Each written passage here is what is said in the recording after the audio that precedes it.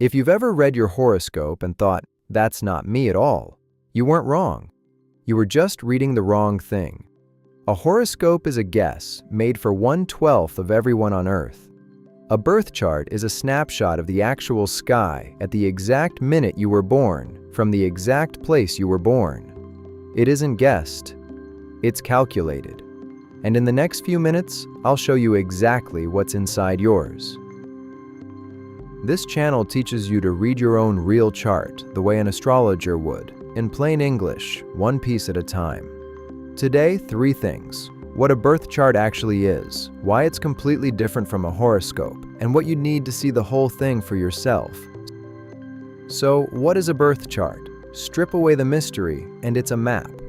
One frozen frame of the sky, drawn from 3 facts about you: the date you were born, the time you were born, and the place you were born. The map has 3 layers, and if you can hold 3 layers in your head, you can read a chart. Layer 1 is the wheel itself, the 12 signs of the zodiac arranged in a circle. Think of this as the background scenery. It never changes. Aries is always next to Taurus. Taurus is always next to Gemini, all the way around. Layer 2 is the planets. At the moment you were born, every planet in our solar system, plus the sun and the moon, was sitting somewhere along that circle.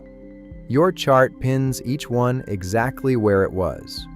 When someone says, "My sun is in Pisces," all they're saying is, at the minute I was born, the sun happened to be in the Pisces section of the sky.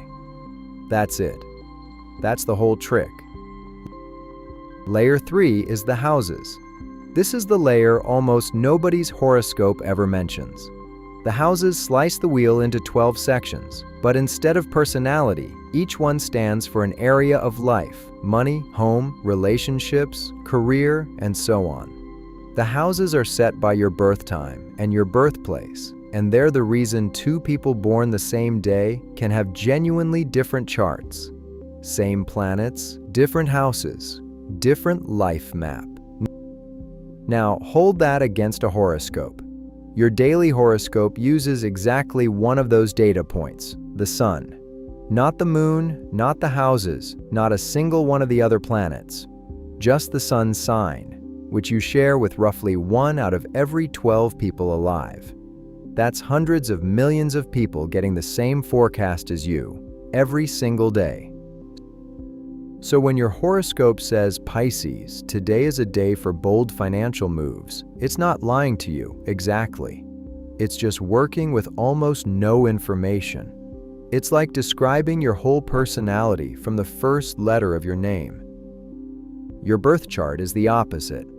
It uses your exact date, your exact time, down to the minute, and your exact city.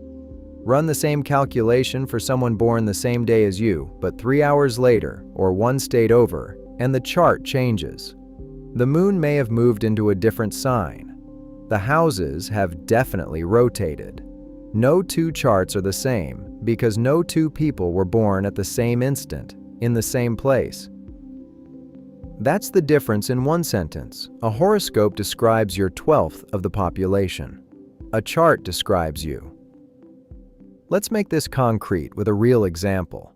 Meet Maya, born March 14, 1992, at 6:42 in the morning in Chicago. 3 facts. Here's her actual chart. First, the sun. We find the sun's symbol on the wheel, a circle with a dot in the middle, and it's sitting in Pisces. On March 14th, it always is. This is the one piece of her chart that any horoscope column already knew. Now the moon, the crescent symbol. Notice it's in a completely different sign than her sun.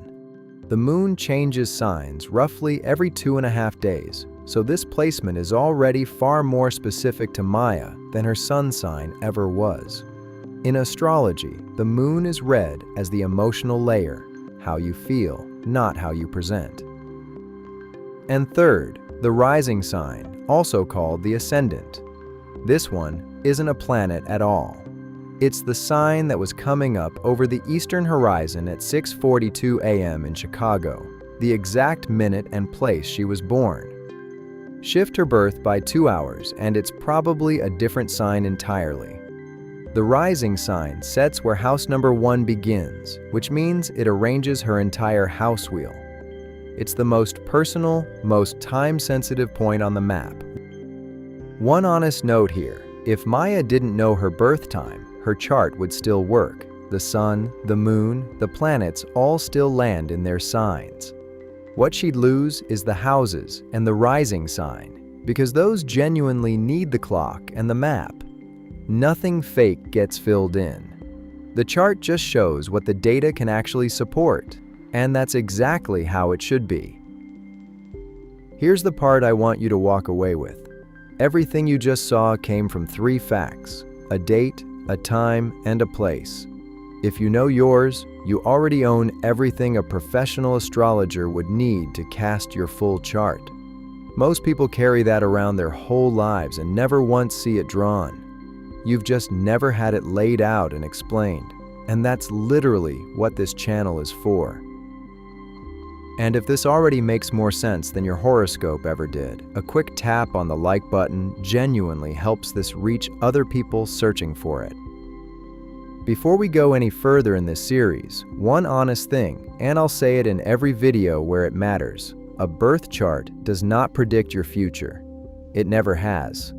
It's a mirror, not a prophecy, a map of tendencies, patterns, and themes you can recognize yourself in and work with.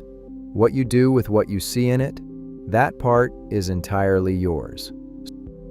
So, the whole video in 3 lines. A birth chart is a calculated snapshot of the real sky at your exact birth moment. It has 3 layers: signs, planets, and houses. And it's built from your date, time, and place, which is why it's yours alone, and why a one-size-fits-12 horoscope never quite fit. Next video, we go one level deeper, the big 3, your sun, your moon, and your rising sign, and what each one actually does. That's the single most useful thing most people ever learn about their own chart. Subscribe so it shows up for you. Thanks for watching. See you in the next one.